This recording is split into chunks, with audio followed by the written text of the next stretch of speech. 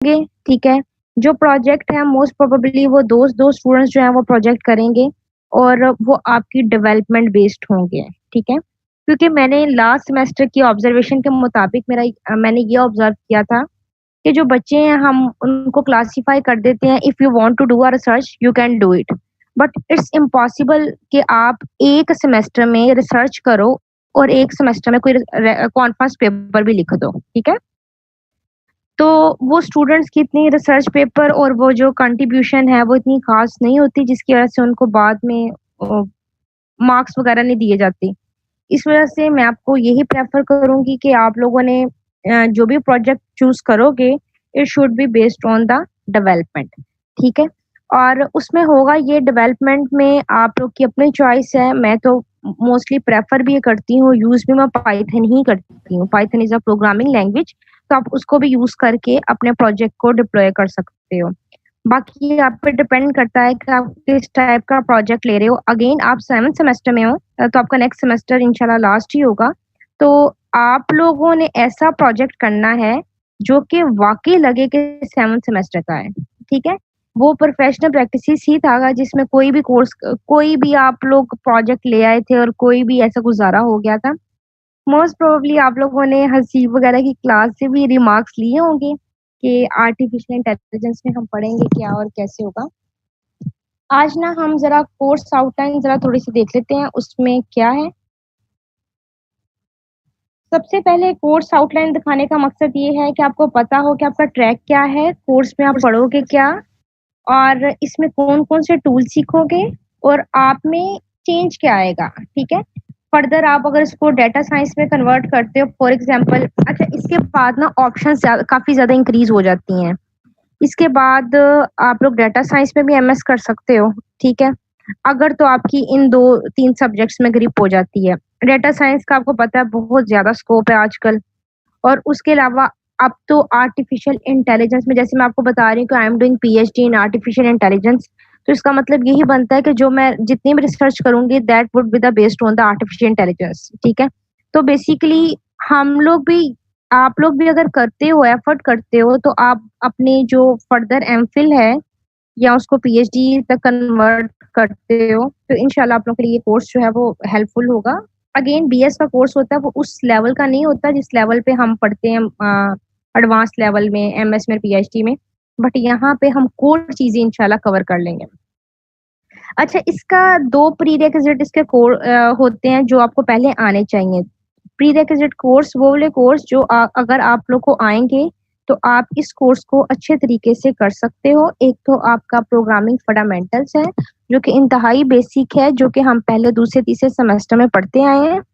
और उसके बाद दूसरा जो कोर्स है वो एल्गोरिदम्स है, ठीक है। अब इनकी मैं नीड बताती हूँ कि ये दोनों कोर्सेज की क्यों जरूरत पड़ी और ये प्री रेक्विजिट क्यों होने चाहिए। किसी को थोड़ा बहुत आइडिया है कि हम ये प्री रेक्विजिट क्यों रिक्वायर्ड है in the artificial intelligence? Because हम उसके लिए वो बना रहे हैं, एल्गोरिथम्स बनाएंगे और जो कि वो प्रोग्रामिंग से बनेंगे, इसलिए। अच्छा, ठीक है। एक पर्सपेक्टिव तो आपका ठीक है। और कोई और बताएगा कि व्हाई वी नीड द।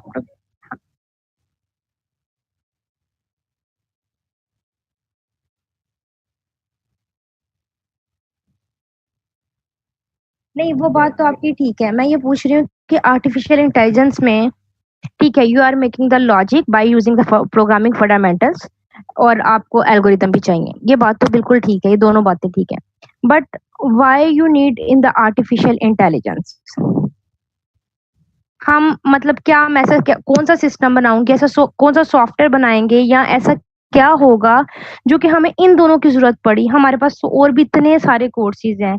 आप मैड पढ़ते हो, ठीक है, उसके अलावा इतने कोर्सेज पढ़ते हो, इसी को हम इसमें मैप क्यों करेंगे? मैम क्योंकि हम एल्गोरिदम्स को यूज करते हैं ताकि कंप्यूटर सिस्टम्स जो है automatically they start to learn on their own.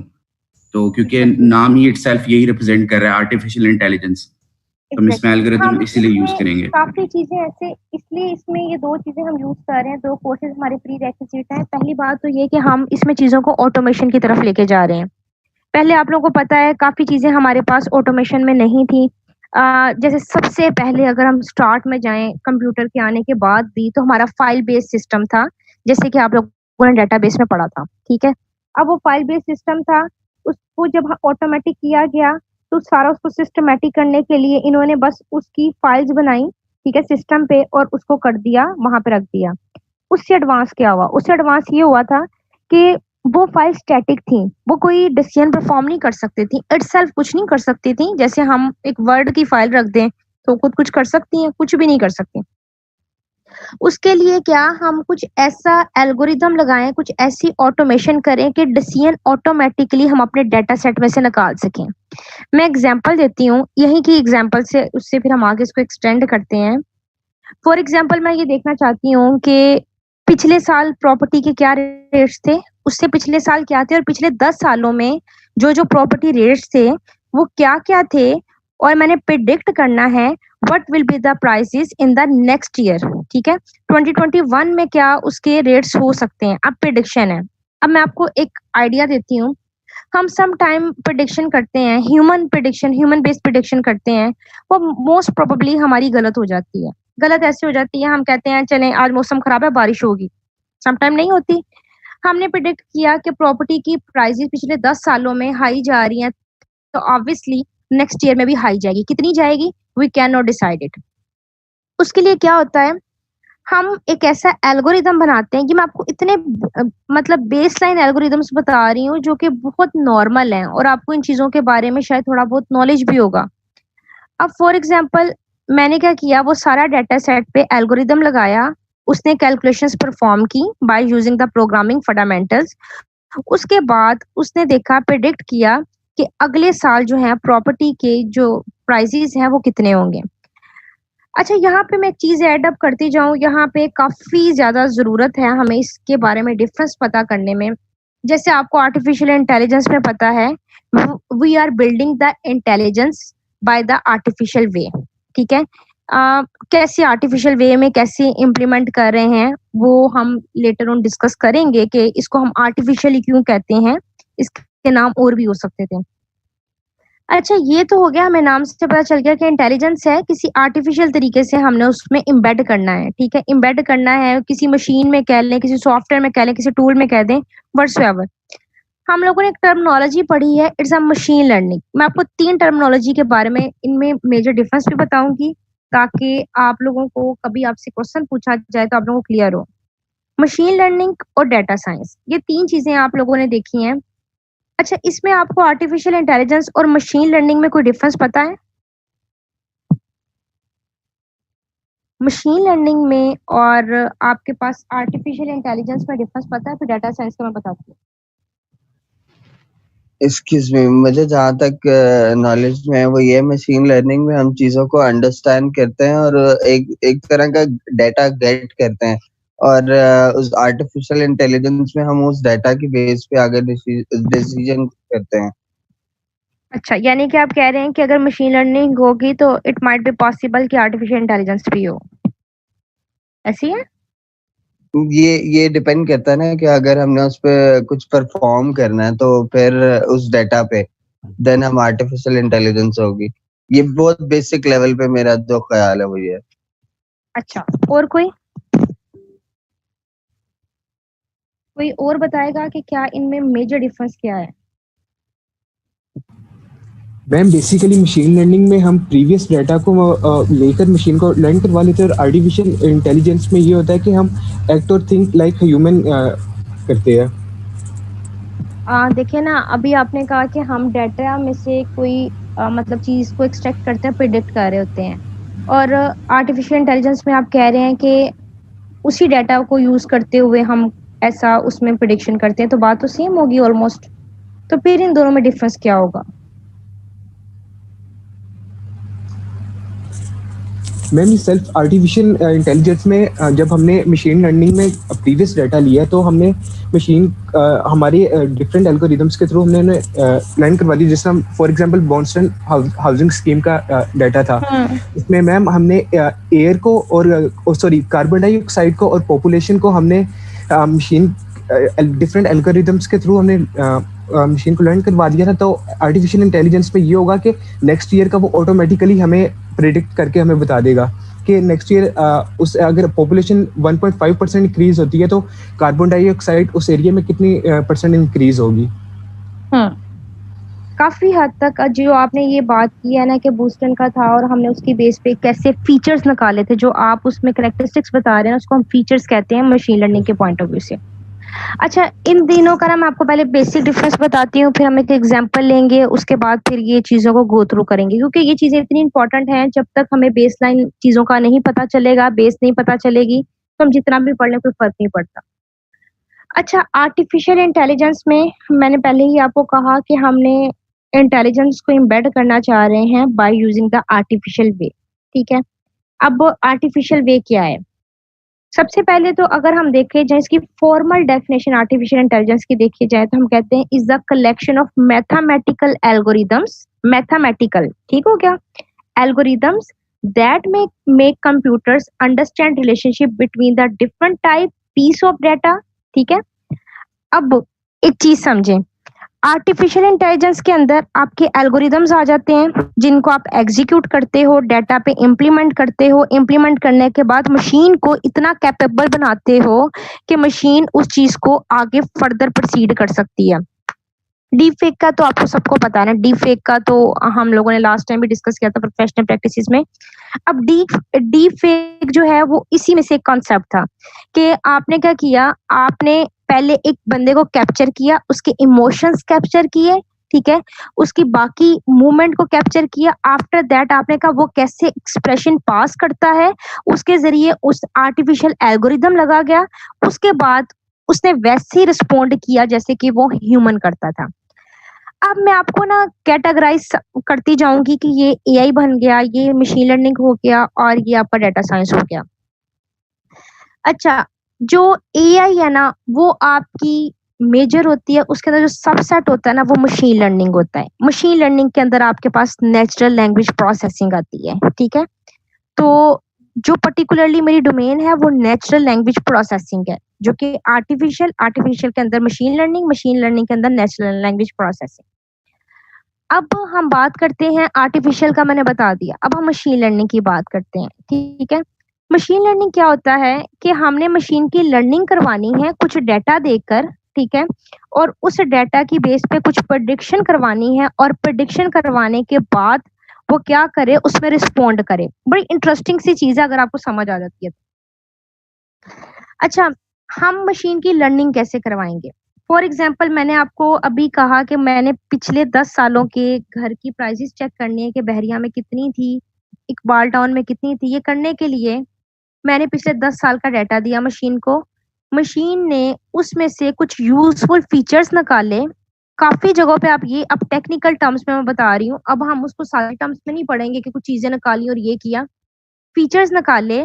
जैसे आप एक डेटाबेस डिजाइन करते हो और कुछ एट्रीब्यूट्स की बेस पे आप डाटा को फेच करते हो, सेम हम क्या करते हैं कि हमारे पास हम डाटा सेट में से कुछ यूनिक फीचर्स निकाल लेते हैं। ठीक है, अब यूनिक फीचर क्या हो सकते हैं? मैं कह दूं कि बहरिया के किस किस सेक्टर में कितनी कितनी प्राइस रही है, ठीक है, सेक्टर ए में कितनी रही थी, ओवरसीज ए में कितनी रही, बी में कितनी रही, ओवरसीज में कितनी रही, इस तरह मैंने सेक्टर बना लिए। सेक्टर के बाद मैंने स्पेसिफाई कर दिया कितने मरले की मेरी जो सर्चिंग है वो कितने मरले पे मैं कर रही हूँ, ठीक है, 5 पे, 10 पे, 20 पे, कितने मरले पे, ठीक है। अब आप देखें कुछ चीजों की बेस पे जब हम गूगल सर्च भी करते हैं तो हमको पहले क्यूरी लिखते हैं तो हमें रिस्पोंड आता है, ऐसा तो नहीं हम दिमाग में सोचें और क्यूरी का आंसर खुद ही मिल जाए, ठीक हो गया। हम मशीन की लर्निंग करवाते हैं कुछ डाटा देकर, उस डाटा के फीचर्स की बेस पे मशीन अपनी लर्निंग परफॉर्म करता है। लर्निंग करने के बाद जब कोई अनसीन डाटा दिया जाता है तो वो based on that decision perform करता है। मैं इस चीज को, इस डेफिनेशन को थोड़ा सा एक्सटेंड करती हूँ कि जो लर्निंग है फीचर्स की, ठीक है, उसके बाद जो ट्रेन किया जाता है और जब अनसीन डाटा दिया जाता है तो क्या होता है। फॉर एग्जाम्पल, मैंने एक सिस्टम बनाया, मैंने उस सिस्टम में कहा कि मेरी क्लास में जो स्टूडेंट एंटर हो मैं मैनुअल अटेंडेंस ना लगाऊं, ठीक है, और वो तकरीबन आधे घंटे या 40 मिनट्स के बाद स्टूडेंट को खुद ही कैप्चर करे और कैप्चर करके ऑटोमेटिकली उसकी वहां पे उसके रोल नंबर के और नेम के अगेंस्ट चेक करने के बाद वो वहां पे उसकी अटेंडेंस लगा दे। जैसे आपने चाइना में एक सिस्टम देखा होगा, आपको आइडिया होगा कि ये कोविड में कितना डिस्टेंस मेंटेन करने की एप्लीकेशन डिप्लॉय की गई थी, जिसमें देखा जाता था, ऑब्जर्व किया जाता था कि लोग कितने डिस्टेंस पे रहते हैं, लोगों का सोशल बिहेवियर कैसा है, लोग आपस में कितने गैप में रहकर एक दूसरे से कम्युनिकेट करते हैं। सो उन्होंने जब वो सिस्टम लगाया था, आपको पता होगा जब कोई ऑब्जेक्ट जा रहा होता था, उस ऑब्जेक्ट के ऊपर प्रेडिक्ट हो रहा होता था कि इसका उससे इतना डिस्टेंस है, ठीक है, और उसमें भी आपकी आर्टिफिशियल इंटेलिजेंस ही लगी हुई थी। इसी तरह जब मैंने फॉर एग्जांपल मशीन की लर्निंग करवानी है, तो मैंने उसको पहला कोई डाटा दिया, ठीक है। ये जो वेदर फोरकास्टिंग है, ये जो आपके गूगल सर्च है, ये आपकी जो आप घर की प्राइसेस की प्रेडिक्शन करते हो, हमारी काफ़ी चीज़ें जो हमारी करेंसी है, ये सारी चीज़ें हमारी बेसिकली प्रेडिक्शन पे चल रही होती हैं। जितनी चीज़ें भी हम आर्टिफिशियल इंटेलिजेंस में, मशीन लर्निंग में पढ़ेंगे, सारी हमारी प्रेडिक्शन बेस्ड होंगी, जिसको हम प्रोबेबिलिटी बेस्ड कहते हैं, और ये प्रोबेबिलिटी आप मैथमेटिकल एल्गोरिदम से निकालते हो। ठीक हो गया?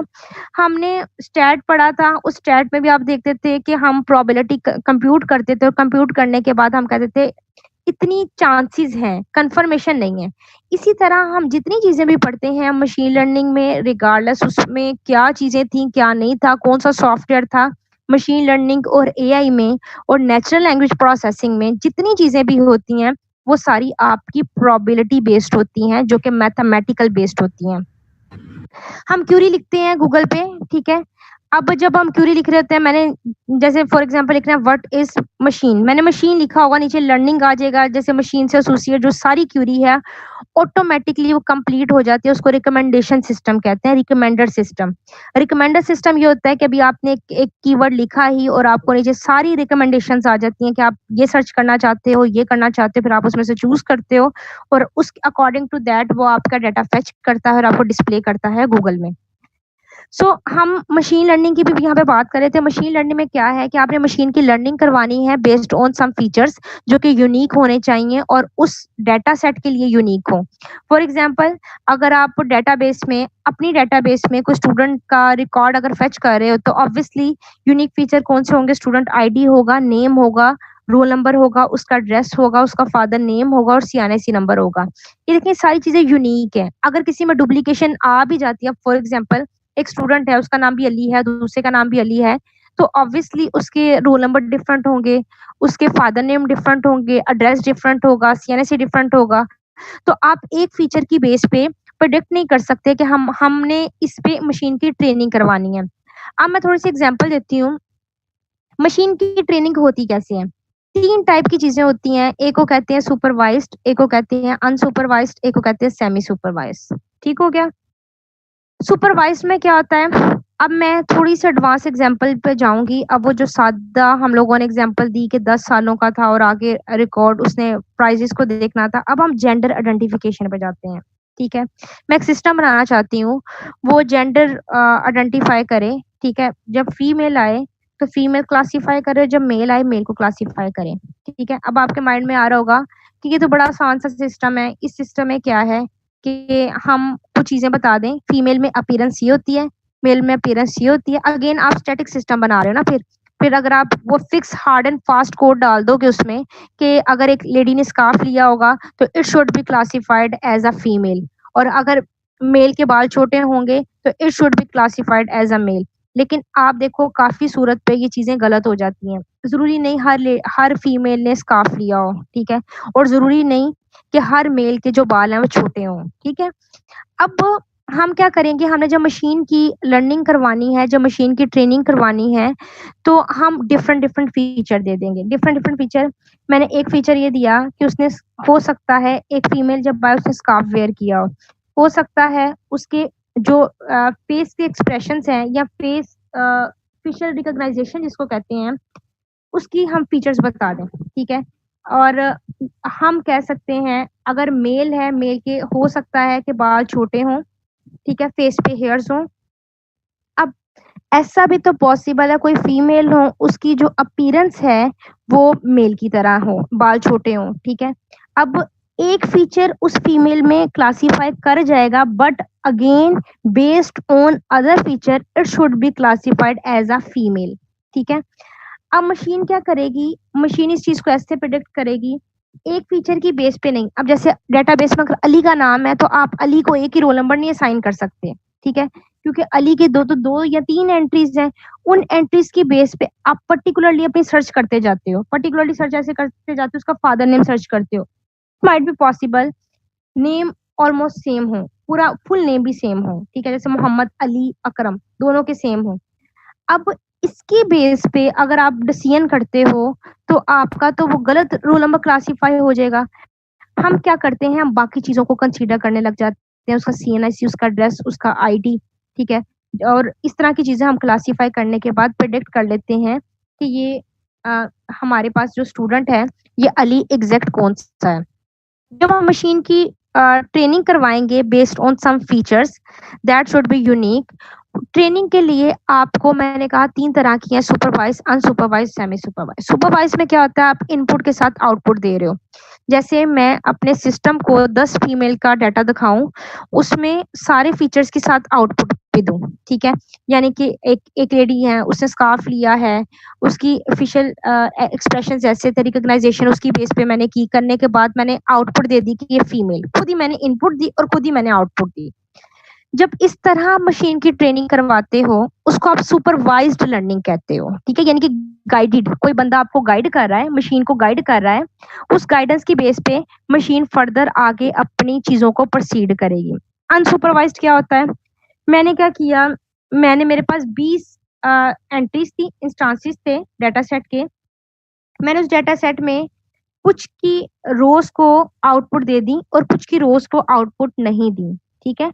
अनसुपर सेमी सुपरवाइज में क्या है, कुछ रोज की आपने आउटपुट दे दी और कुछ की नहीं दी, बट अनसुपरवाइज्ड में आप क्या करते हो, आपके डाटे के साथ आउटपुट मौजूद नहीं होती, आप क्या करते हो, उसमें क्लस्टरिंग परफॉर्म करते हो। आप माइनिंग में, डाटा माइनिंग जो आपको सर जमान ने शायद पढ़ानी है, उसमें आप डाटा माइनिंग में भी देखोगे, जब आप क्लस्टरिंग परफॉर्म करते हो आप किसी पैटर्न्स को कैप्चर कर रहे होते हो। अब जो पैटर्न्स कैप्चर हो रहे हैं बेस्ड ऑन दैट आप क्लस्टर बना रहे हो। तो क्लस्टर होता क्या, क्लस्टर एक ग्रुप होता है। जैसे मैं फॉर एग्जांपल कहूँ, मेरी क्लास में जिसके 20 नंबर है, 1 से लेकर 20 नंबर है, उसका मैंने एक क्लस्टर बना दिया, ठीक है, रिगार्डलेस ऑफ द फीचर्स, मैंने फीचर्स को इसमें कंसीडर नहीं किया। जिसके 20 से 40 नंबर है उसका अलहदा क्लस्टर बना दिया, जिसके 40 से 60 है उसका एक क्लस्टर बना दिया, और जिसके 60 to 80 मार्क्स है उसका अलहदा क्लस्टर बना दिया। अब मैंने जो क्लस्टर्स बनाए हैं, इन क्लस्टर्स पे मैं कुछ कैलकुलेशन करूं और मैं प्रेडिक्शन करूं। ये थी आपकी मशीन लर्निंग। अब हम मशीन लर्निंग से आगे बात कर रहे थे, जो कि हम डेली लाइफ में काफ़ी ज़्यादा यूज़ करते हैं, मोबाइल फ़ोन में भी हम मैसेज के लिए भी यूज़ करते हैं, हम गूगल का फ्रिक्वेंटली यूज़ करते हैं, हमारी फेसबुक भी इसको इस्तेमाल करता है, हमारी जो ये करेंसी है, करेंसी की सारी प्रेडिक्शन भी इसमें होती है, वो होती है नेचुरल लैंग्वेज प्रोसेसिंग, ठीक है। जितना हम टेक्स्ट लिखते हैं, जो हमारा रिटन फॉर्म में होता है, इमेज फॉर्म में होता है, किसी भी सूरत में हमारे पास जो डाटा होता है जिसमें हम कोई कैलकुलेशन कर सकते हैं और प्रेडिक्शन कर सकते हैं। जैसे फॉर एग्जांपल मेरा एक एमएस का, अभी का नहीं, एक एमएस का प्रोजेक्ट था, मुझे एक डाटा दिया गया, मेरे पास शायद डाटा होगा, मैं आपको डाटा दिखाती हूँ। उस डाटा में से मैंने बताना था कौन सा टेक्स्ट फीमेल ने लिखा है और कौन सा टेक्स्ट जो है वो मेल ने लिखा है। कितनी इंटरेस्टिंग बात है, अगर देखा जाए तो हम टेक्स्ट से प्रिडिक्ट नहीं कर सकते कि कौन सा मेल ने लिखा होगा और कौन सा फीमेल ने लिखा होगा। आपके ख्याल से उसमें कौन कौन से ऐसे फीचर्स हो सकते हैं based on that we can differentiate कि ये मेल ने लिखा होगा और ये फीमेल ने लिखा होगा? बताएं, सो तो नहीं गए आप लोग सारे? मैम डिजाइनिंग से ही लग सकता है कि किसने लिखा होगा, उनकी जो डिजाइनिंग होती है। अच्छा, फीमेल क्या उसमें फूल बूटे डाल देती है? जी मैम, उन्होंने काफी डाले होते हैं। मैम एक फीमेल की राइटिंग थोड़ी ज्यादा, हाँ मतलब मेल की राइटिंग थोड़ी रफ होती है और फीमेल की राइटिंग में, फॉर एग्जांपल मैं आपको मैसेज करती हूँ तो उसमें राइटिंग कहाँ पे प्रेडिक्ट हो रही है? मैसेज में। हाँ मैसेज में। मैम मैसेज में थोड़ा एटीट्यूड लगेगा तो वो लड़की की होगी। आप एटीट्यूड कैसे निकाल सकते हो मैसेज से? मैम कभी कभी मैसेज पढ़ के पता लग जाता है ना कि ये तो टोन कैसी आपकी अगले बंदे प्रेडिक्शन है की। ना। फॉर एग्जांपल आप एक सिस्टम बना रहे हो, सिस्टम तो एक, आप देखो ना, एक डमी मशीन होता है। अगर आप उसको ही कह रहे हो एटीट्यूड को ही प्रेडिक्ट करे, वो तो एटीट्यूड के लिए एक तो लेदर डोमेन हो गई। आप उसमें से क्या मतलब आपको और क्या फीचर्स लगते हैं कि उसकी बेस पे आपको कि हाँ ये फीमेल ने ही लिखा होगा? मैम भी टाइपिंग स्टाइल चेंज हो सकते हैं, मतलब कि फीमेल अगर कोई आपका मैसेज करे मैम वो तो इजीली प्रिडिक्ट हो जाते हैं, मतलब कि हम तो प्रिडिक्ट कर सकते हैं। जैसे ही हम प्रिडिक्ट करते हैं, जैसे कुछ कीवर्ड्स होते हैं जो मतलब कि फीमेल्स काफ़ी यूज़ करती हैं, जैसे हाँ। NAA, मैं ये कर रही हूँ ना, तो इस किस्म की चीज़ें बंदा कर सकता है तो वैसे प्रिडिक्ट आपका हो जाए। एडवांस एक्सपीरियंस है। I am just kidding. नहीं मैं मतलब कि वो एक नॉर्मल बात कर रहा हूँ कि वो इस किस्म के कीवर्ड्स काफ़ी यूज़ करते हैं जिनसे पता लग प्रिडिक्ट हो जाता है कि बिल्कुल, फीमेल्स हैं। आप ना काफी हद तक उस चीज को ना अंडरस्टैंड कर पाए। नियरेस्ट मैं आपको एक और एग्जांपल देती हूँ। आपने टेक्स्ट नहीं लिखा, ना नहीं लिखा। फॉर एग्जांपल मैंने आपको टेक्स्ट नहीं लिखा। टेक्स्ट तो एक फीचर हो गई ना। आपने कहा कि जैसे मैंने आपको पहली एग्जांपल दी कि आपने एक फीचर की बेस पे ना, मेल ने भी तो कहीं पे ना लिखा होगा, तो आप कैसे बताओगे कि ये मेल ने लिखा है कि ये फीमेल ने लिखा है? ना तो मेल भी लिख सकते हैं ना। ये भी है वैसे। यानी कि हम कहते हैं कि अगर मेल ना लिखेगा तो it should be classified as a female. नहीं वो फिर नो वाला नो होगा। अच्छा ये क्या कह रहे हैं आप? बट अच्छा मैं आपको बताती हूँ, जो सिंबॉलिक रिप्रेजेंटेशन है ना, वो एक वे होता है जिससे आप डिफरेंशिएट कर सकते हो ये फीमेल ने लिखा है कि ये मेल ने लिखा है। जैसे फॉर एग्जांपल एक्सप्रेशंस बहुत फीमेल पास करती हैं अपने टेक्स्ट में, सैड का, ठीक है, स्माइली का, ठीक है। जो इस तरह की चीजें हैं ना, बेस्ड ऑन दैट हम क्या करेंगे, हम क्लासीफाई करेंगे ये मेल ने लिखा होगा, ये फीमेल ने लिखा होगा। अब आपके पास पहले रा डाटा आता है। रा डाटा का आपको मतलब पता है, जिसको हमें प्री प्रोसेस करने की जरूरत होती है। प्री प्रोसेसिंग उसमें हम कैसी करते हैं, टोकनाइजेशन होती है। टोकनाइजेशन होने के बाद हम सारे इररेलेवेंट चीजों को रिमूव करते हैं, और काफी चीजें होती हैं उनको रिटेन करना पड़ता है, जिसको वर्ड डिलिमिटर्स भी कहते हैं, ठीक है। अच्छा ये सारी ना टेक्निकल टर्म्स हैं जो कि आपको आहिस्ते से चीजें पता चलने लग जाएंगी। हम क्या करते हैं, हमने कहा कि हम ऐसी चीज बनाएं कि सिंबॉलिक रिप्रेजेंटेशन से उसे पता चल जाए। ये जो आप दिन में टेक्स्ट लिखते हो, फेसबुक में जो आप पोस्ट करते हो, ठीक है, हम इंस्टा यूज करते हैं, हम वहां पे कमेंट करते हैं, फेसबुक में करते हैं, प्ले स्टोर में जब हम द्रास में जब हम कोई प्रोडक्ट खरीदते हैं उसके नीचे हम कमेंट करते हैं। तो ये जो सारा रा टेक्स्ट है ना, इसको कैप्चर किया गया। कैप्चर करने के बाद इसमें से कुछ फीचर्स निकाले गए जो कि सिंबॉलिक रिप्रेजेंटेशन थी। सिंबॉलिक रिप्रेजेंटेशन की बेस पे क्लासीफाई करना था कि ये मेल है कि फीमेल है। अब मैंने मशीन की पहले ट्रेनिंग करवाई कुछ फीचर्स की बेस पे, जैसे सिंबॉलिक रिप्रेजेंटेशन हो गई, जैसे वर्ड हो गया, ना का वर्ड है, जैसे और वर्ड एक्सप्लेनेशन काफी लगाती हैं फीमेल, ठीक है, डॉटेड बहुत लगाती हैं। तो इस तरह की चीजें हमने डाटा में से कैप्चर की, वर्बली नहीं कैप्चर की कि मैंने वर्बली देखा डाटा, ऐसा नहीं, क्योंकि हमने मशीन को ट्रेन करवाना है। अगर ह्यूमन इन्वॉल्व होता है, it might be possible human उसको खुद ही ठीक क्लासीफाई कर दे। अब उस सिंबल की बेस पे जब उसको हमने उसकी ट्रेनिंग करवाई गई, उस फीचर्स की बेस पे उसकी ट्रेनिंग करवाई, इनपुट के साथ आउटपुट दी गई, तो हमने फिर 10 नई इंस्टांसेस जो है वो मशीन को दी। हमने कहा अब इसको क्लासीफाई करो, ठीक है। अब जो वो उसकी एक्यूरेसी देगा उसको हम कहेंगे इसने प्रिडिक्शन करके बताया कि फीमेल के हैं और मेल के हैं। अच्छा एक बात माइंड में रखिएगा, जब मैं प्रिडिक्शन की बात कर रही हूँ तो प्रिडिक्शन आपकी 100% नहीं हो सकती, ठीक है। वो भी प्रिडिक्शन में उतनी एक्यूरेसी नहीं हो सकती जितनी हम एक्चुअल कह रहे थे। फॉर एग्जांपल मैंने कहा मुझे लगता है, मैं प्रिडिक्ट कर रही हूँ कि आज बारिश होगी, ठीक है, प्रिडिक्ट कर रही हूँ, बट ये कंफर्मेशन नहीं है कि लाजमी बारिश होगी। तो अगर आप देखो ना, प्रिडिक्शन में हमेशा एक ऑप्शन रह ही जाती है, लूप वो रह ही जाता है कि कंफर्मेशन अगर नहीं है तो प्रिडिक्ट ही कर रहे हैं, तो बेसिकली उसमें कोई ना कोई प्रॉब्लम रह जाता है। ऑटोनमस कार्स आपने देखी है सऊदीया में काफी ज्यादा है, काफी ज्यादा। वो भी आपके एआई बेस्ड है, ठीक है। उन कार्स को कैसे ट्रेन किया गया, उनकी ट्रेनिंग की गई पहले रोड्स पे, ठीक है, उनको पहले उनकी ट्रेनिंग की, उनको रोड्स कैप्चर करवाकर उन पे मैप जो है एम्बेड कर कर कि अगर फॉर एग्जांपल यहाँ से लेकर वहां तक जाना है तो वो मैप में से फाइंड आउट करें। ठीक है, अब देखें दो चीजें हैं, एक बंदा एक ह्यूमन गाड़ी चला रहा है, एक सेल्फ ड्राइविंग कार है। ठीक है, अब जो ह्यूमन चला रहा है वो क्या कर सकता है, अगर रश है एक जगह पे, मैप में एक जगह पे रश आ रहा है तो वो अल्टरनेट वे कर लेगा, अल्टरनेट भी नहीं तो वो एक्सप्लोर करेगा, खुद एक्सप्लोर करेगा। ठीक है, बट अगर हमने सेल्फ ड्राइविंग की रिसर्च पे ऑब्जर्व ये किया गया कि पहली बात तो ये कि मशीन, मैंने आपको पहले कहा इट्स अ डमी मशीन, आप उसमें उसको ह्यूमन जैसा नहीं बना सकते, बट अब ऐसे एल्गोरिदम्स आ गए हैं कि हम चाहते हैं कि वो ह्यूमन की तरह एक्ट करे, ह्यूमन की तरह थिंक करे, ह्यूमन की तरह ही वो चीजों में आपस में कोई ना कोई डिस्क्रिप्शन ऐड करे। जैसे फॉर एग्जांपल यहाँ पे काफी सारी एग्जांपल्स हैं, हम एक छोटे से बच्चे को डॉग की पिक्चर दिखाते हैं, हम कहते हैं फिर क्लासिफाई करवाते हैं, डॉग जैसे 2-3 एनिमल्स और दिखाते हैं कि अब बताओ क्लासिफाई करो कि इनमें से डॉग कौन सा है। वो क्या करता है, उसकी अपीयरेंस को माइंड में रखता है और रखने के बाद प्रेडिक्ट करता है।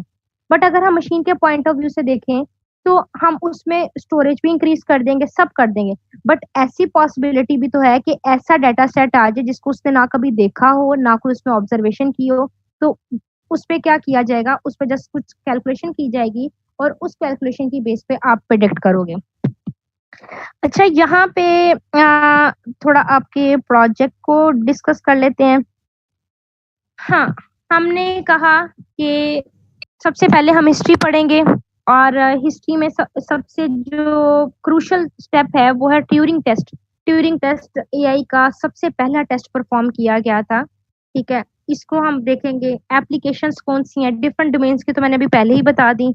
हमारी हर जगह आर्टिफिशियल इंटेलिजेंस है, सेल्फ ड्राइविंग कार से लेकर हर चीज में, हमारी गेम प्लेइंग, जो चेस की गेम खेली गई थी उसमें भी हमारी एआई है। ठीक है, गूगल पे हम जितनी सर्च करते हैं, ये जो 3-4 चीजें हैं ना, ये बेसिकली सारी मिक्स होकर काम करती हैं। मशीन लर्निंग है, आपके पास आर्टिफिशियल इंटेलिजेंस है, नेचुरल लैंग्वेज प्रोसेसिंग है और डाटा साइंस है। अच्छा, डाटा साइंस में ना डाटा साइंस के वर्ड से ही आपको पता चल रहा है कि आपने इसमें कुछ कैलकुलेशन करनी है, कंप्यूटेशंस करनी है डाटा पे। ठीक है, अब डाटा पे किस तरह से स्क्रैपिंग का आइडिया है आप लोग, वेब स्क्रैपिंग का किया है कभी? आप में से किसी ने वेब स्क्रैपिंग की है?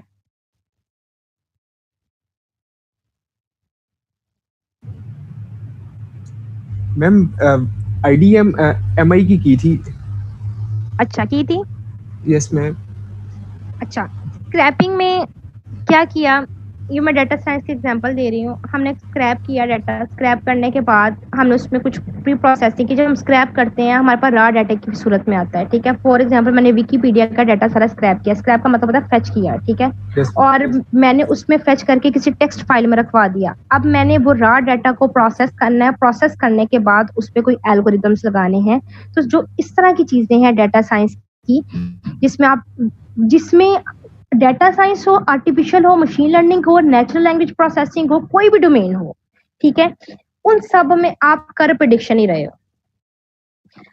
अच्छा, उसके अलावा हम पढ़ेंगे इंटेलिजेंट एजेंट्स कौन से होते हैं। ये बहुत ज्यादा इंपॉर्टेंट पॉइंट है यहाँ पे, एजेंट्स होते कौन से हैं। रिबोट के बारे में तो आपने काफी सुना है, जैसे सूफी भी एक आपकी रिबोट थी, सूफिया आपकी एक रिबोट थी। आप उसे जब कन्वर्सेशन करते थे, स्टार्ट में उसकी कन्वर्सेशन इतनी ज्यादा अच्छी नहीं थी, वो इतना ज्यादा चीजों को परसीव नहीं कर पाती थी। जब उसकी ट्रेनिंग आहिस्ता आहिस्ता इंक्रीज की गई by interacting the different peoples, different लोगों से कम्युनिकेट करने के बाद, जब उसकी कन्वर्सेशन और वोकैबुलरी इनरिच हो गई, उसके बाद क्या हुआ कि उसकी जो कम्युनिकेशन है वो बेहतर होने लग गई।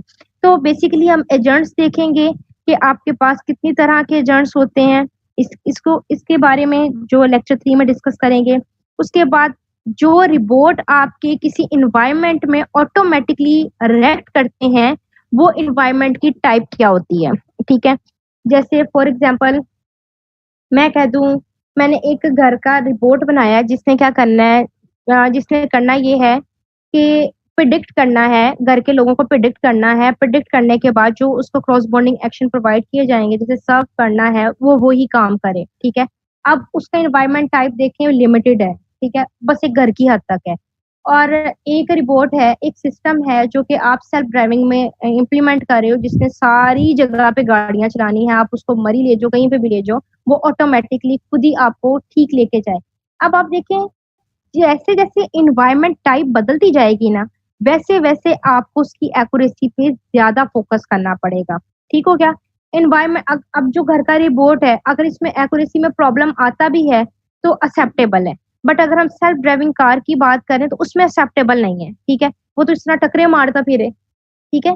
सो जब हम इन्वायरमेंट टाइप को अनलिमिटेड कर देते हैं, या हम लिमिटेड भी करें, जैसे फॉर एग्जांपल मैंने पूरी सिटी लाहौर की रख दिया, तो लाहौर की हर जगह का हर चीज के बारे में हम उसमें इम्बेड करेंगे, ताकि एक्यूरेसी में कोई भी ऐसी चीज ना हो जो कि डिजास्टर का कॉज बने। उसके बाद ये हम एजेंट की टाइप है, 4 तरह की टाइप्स होती हैं, उसको देखेंगे। स्टेट स्पेस क्या होता है? स्टेट स्पेस वही होता है, जैसे मैंने आपको कहा एक घर का रिबोट है और उसको हमने एक इन्वायरमेंट टाइप बताई कि घर ही है, जो घर की सारी जगह है उसको हम स्टेट स्पेस कहेंगे। ठीक है? उसके अलावा ये जो सारे एल्गोरिदम्स है, DFS, BFS, uniform code search, iterative dipping, ये सारे आपने एल्गोरिदम में पढ़े हुए हैं, हम फिर पढ़ेंगे। 2 तरह की जो सर्चिंग है वो रिबोट परफॉर्म करता है, एक को कहते हैं इन्फॉर्म्ड सर्च और एक को कहते हैं अनइन्फॉर्म्ड सर्च। इन्फॉर्म्ड सर्च में क्या होता है, रिबोट जो है वो अपनी स्टेट स्पेस के बारे में जानता है, कि जैसे एक रिबोट है जिसको आपने घर की काम के लिए रखा है, तो उसको अपनी स्टेट स्पेस पता है, स्टेट स्पेस के अपनी जगह के बारे में पता है कि मैं यहाँ पे काम करूंगा। और एक आपने फॉर एग्जाम्पल रखा है कि आप सेल्फ ड्राइविंग कार है, उसने कहीं पे भी जाना है, उसमें देखो उसकी स्टेट स्पेस अगर तो आपने स्पेसिफाई किया कि लाहौर तक ही चलेगी तो वो इन्फॉर्म्ड आएगी, अगर आपने उसको स्पेसिफाई नहीं किया तो वो अनइन्फॉर्म्ड सर्चिंग एल्गोरिदम्स उसमें डिप्लॉय करेंगे। ये सारे एल्गोरिदम्स आपने पढ़े हुए हैं, लेकिन हम इसको फिर पढ़ेंगे, फिर आपका मिड आ जाएगा और उसके बाद फिर मिड के बाद अफरा तफरी हो जाएगी। कोई इस कोर्स में कोई किसी किस्म की एम्बिगुइटी है? आप लोग सो तो नहीं रहे? मैंने ना सबके माइक अनम्यूट करवा देने। मुझे लगता है कि जाग टीचर रहे हैं बोली जा रहा मैम। बोली जा रहा है, आप लोग सो रहे हैं आराम से ना, आप लोग को फिक्र है कोई? अच्छा मैं आपको सो नहीं रहे। अच्छा नो अच्छा मैम। हाँ, ये तो आवाज से ही लग रहा है आप सो रहे हैं, जैसे आपने नो मैम कहा है। अच्छा हम ना, हाँ प्रोजेक्ट्स का, हाँ पहले ना मैं आपको मिड के बाद की ज़रा थोड़ी सी हिस्ट्री बता दूं, जब अफरा तफरी होगी ना आपकी लाइफ में तो उसमें मैं बता दूं कि आपने अफरा तफरी हैंडल कैसे करनी है। अच्छा मिड के बाद ना सारा आपका मोस्ट टेक्निकल कोर्स आ जाएगा, पहले इतना टेक्निकल नहीं है, पहले होगा टेक्निकल, लेकिन आपकी जो बेसिक्स हैं वो आपकी बिफोर मिड डेवलप करवाए जाएंगे, और जो आफ्टर मिड है ना उसमें सारी चीजें आपकी डिप्लॉयमेंट की आ जाएगी। ठीक है? डिप्लॉयमेंट की, जैसे आप गेम गेम प्लेइंग एक बेस्ट एग्जांपल है, चेस थी, पहला जो आर्टिफिशियल इंटेलिजेंस था उसने ह्यूमन को बीट किया था। ठीक है? चेस में। तो बेसिकली वो जो जितने भी सिस्टम हैं जो हम आफ्टर मिड पढ़ेंगे उन सबको आपने डिप्लॉय है। न्यूरल नेटवर्क आजकल की काफी हॉट डोमेन है जिसमें लोग काफी ज्यादा काम कर रहे हैं, न्यूरल नेटवर्क में कर रहे हैं और डीप लर्निंग में कर रहे हैं। इनके बारे में थोड़ा सा आइडिया है क्या होता है?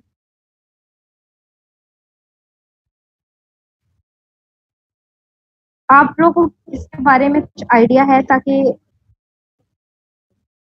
या कोई आइडिया नहीं, खामोशी है? नो मैम, कोई नहीं है। Ma'am mostly students game programming किए हैं तो उन्होंने नहीं पढ़ी हुई ये चीजें। उन्होंने नहीं पढ़ा? अच्छा ठीक हो गया।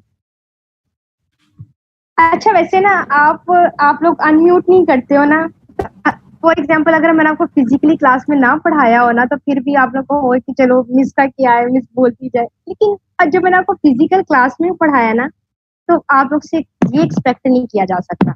मैं आपको इसके बाद अपना एक्सपीरियंस भी बताती हूँ कि मेरा प्रोफेशनल प्रैक्टिस में आपके साथ कैसा एक्सपीरियंस था, और अब मैं क्यों आप लोग को, मतलब फॉर एग्जांपल मैं अपना सेशन भी चेंज कर सकती थी, कोर्स भी चेंज कर सकती थी, कोई बड़ी बात नहीं थी, लेकिन क्यों मैंने आपकी क्लास को ही पढ़ाना प्रेफरेंस दिया।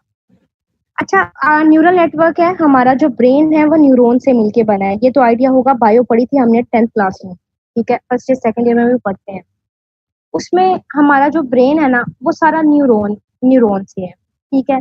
आप कोई चीज देखते हो ना, हमारे दिमाग में हम क्या करते हैं, जब थिंकिंग का प्रोसेस होता है तो न्यूरॉन्स आपस में स्ट्राइक करते हैं, ठीक है। करने के बाद अब वो जो न्यूरॉन्स हैं वो हमारी थिंकिंग के प्रोसेस को, हमारे डिसीजन के प्रोसेस को सारे काम करती हैं। बट हम ये चाहते हैं कि हमारी मशीन भी ऐसी हो जो कि थिंक कर सके, एक्ट कर सके और रिस्पोंड कर सके। ये सारी चीजें करने के लिए हम उसमें आर्टिफिशियल न्यूरल नेटवर्क डिप्लॉय करेंगे, ठीक है। आर्टिफिशियल न्यूरल नेटवर्क कोई ह्यूमन की तरह नहीं सोचेगा, ठीक है, ह्यूमन की तरह नहीं करेगा, बट उसमें हम ऐसी चीजें डालेंगे, न्यूरॉन्स ऐसे डालेंगे जो कि एक्ट करेंगे कि वो ह्यूमन ही है। उसकी डिफरेंट टाइप है, वो देखेंगे। डीप लर्निंग का बहुत ज्यादा कॉन्सेप्ट अब लोग इसको यूज करते हैं, ऑल्दो मैं भी इसको यूज कर रही हूँ अभी अपने डाटा सेट पे। इसमें डीप लर्निंग में लॉन्ग शॉर्ट टर्म मेमोरी, काफी तरह के एल्गोरिदम्स आते हैं, वो भी इसमें हम डिस्कस करेंगे। ये सारे आपका जो मिड के बाद है वो टेक्निकल है। उसके बाद टूल देखेंगे मशीन लर्निंग का, जावा बेस्ड टूल है, उसको हम वेका कहते हैं, ठीक है। मैटलैब देखेंगे, कील देखेंगे। उसके बाद आपकी प्रोजेक्ट की प्रेजेंटेशन होंगी। जो प्रोजेक्ट है वो आपका सॉलिड 20 मार्क्स का होगा, जो बिल्कुल ऐसा नहीं होगा कि आप अगर कंसीडर करो फॉर एग्जांपल आप कोई भी प्रोजेक्ट उठा के ले आओगे उसके 20 नंबर मिल जाएंगे, ऐसा इम्पॉसिबल है, इस कोर्स में तो इम्पॉसिबल है। आप लोग क्या करोगे, 20 नंबर में से आप लोग सेम अब एक तो रिपोर्ट तैयार करोगे, ठीक है। आपकी इम्प्लीमेंटेशन होगी, implementation should be in Python, ठीक है। आप पाइथन में करोगे और पाइथन में इसलिए करोगे, मैं इसकी रीजन भी आपको बाद में बता देती हूँ कि मैं पाइथन को क्यों प्रेफरेंस दे रही हूँ या पाइथन के अलावा क्यों नहीं, तो उसके बारे में भी मैं आपको इसमें थोड़ा डिफरेंस बता दूंगी। प्रोजेक्ट्स में आप लोग कोई एक पर्टिकुलर प्रॉब्लम उठाओगे, जैसे फॉर एग्जांपल एक स्टूडेंट ने कहा मैं स्क्रैपिंग करूंगा, स्क्रैपिंग करके मैं उस डाटा को प्रोसेस करूंगा, प्रोसेस करने के बाद उसमें कोई एल्गोरिदम लगाऊंगा और एल्गोरिदम के बाद जो मेरे पास आंसर्स आएंगे उसको हम, जो उसकी एक्यूरेसी आएगी, इस तरह से वो इस प्रॉब्लम को लेके चला है, ठीक है। अगर उसके पास अनसीन डाटा आता है तो वो कैसे उसको हैंडल कैसे करेगा, ठीक है। अच्छा, ये तो हो गई कि आप लोगों ने एक पर्टिकुलर प्रॉब्लम उठाई, वो किसी से भी रेलिवेंट हो, चाहे वो आपकी डाटा से रेलिवेंट हो, चाहे वो आपकी इमेज से रेलिवेंट हो, चाहे आपकी ऑडियो से हो, चाहे आपकी वीडियो से हो, ठीक है। अब ये किसी की बेस पे भी होगा, तो आप इसमें कुछ प्रेडिक्शन करोगे और फीचर्स निकालोगे। पहले सबसे पहले प्री प्रोसेस करोगे, फीचर्स निकालोगे, एल्गोरिदम्स लगाओगे। एल्गोरिदम लगाने के बाद आप उसकी एक्यूरेसी को रिपोर्ट करोगे। ये आपका कंप्लीट प्रोजेक्ट होगा जो कि 20 मार्क्स का होगा। और अब हम बात करते हैं कि why Python, why we will use the Python. Python हम क्यों यूज करेंगे रादर देन कि हमारे पास इतनी सारी हैं, हम बाकी प्रोग्रामिंग लैंग्वेज भी यूज कर सकते हैं। काफी पहले जो है ना प्रोलोग वगैरह प्रोग्रामिंग लैंग्वेज यूज की जाती थी। प्रोलोग है, ठीक है। उसके अलावा पाइथन है, काफी प्रोग्रामिंग लैंग्वेज जो है वो डिफरेंट डिफरेंट लोग इस्तेमाल करते हैं, डिपेंड करता है कि आपका किस में स्किल सेट है। पाइथन हम इसलिए यूज करेंगे, इसमें आपके पास लाइब्रेरीज पड़ी हुई हैं, ठीक है। उन लाइब्रेरीज पे आप क्या करोगे, लाइब्रेरीज को इंपोर्ट करोगे bye using the import keyword, regardless उसकी डिटेल क्या है, उसके अंदर क्या हो रहा है, उस लाइब्रेरी में आप क्यों, उस उसके अंदर कौन कौन से फंक्शंस हैं, कौन कौन सी क्लासेस हैं, उसको भी छोड़कर आपने बस लाइब्रेरी इंपोर्ट करोगे और उसके लाइब्रेरी को आप यूज कर सकते हो। मैं इसका एक एग्जांपल देती हूँ आपको। स्क्रीन शो हो रही है मेरी? Screen show? यस मैम हो रही है। ठीक है, मैं आपको ना एक एग्जांपल देती हूँ थोड़ी सी पाइथन में ही।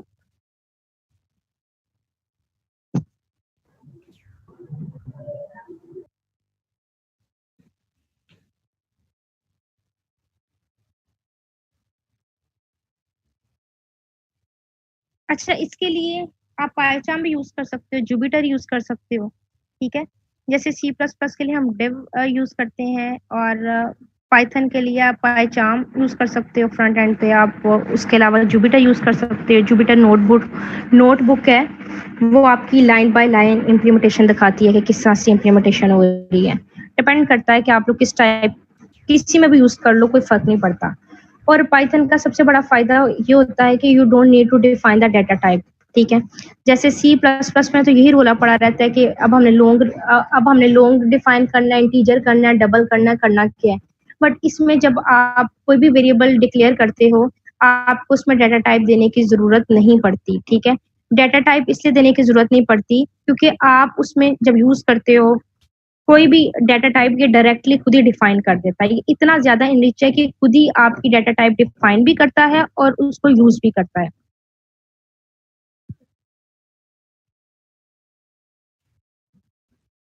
अच्छा, वैसे आप लोगों ने इस कोर्स के बारे में रिमार्क्स सुने होंगे। आप लोगों को क्या लगता है कि मतलब कोर्स की नेचर क्या होनी चाहिए और हम इस कोर्स को पढ़ क्यों रहे हैं?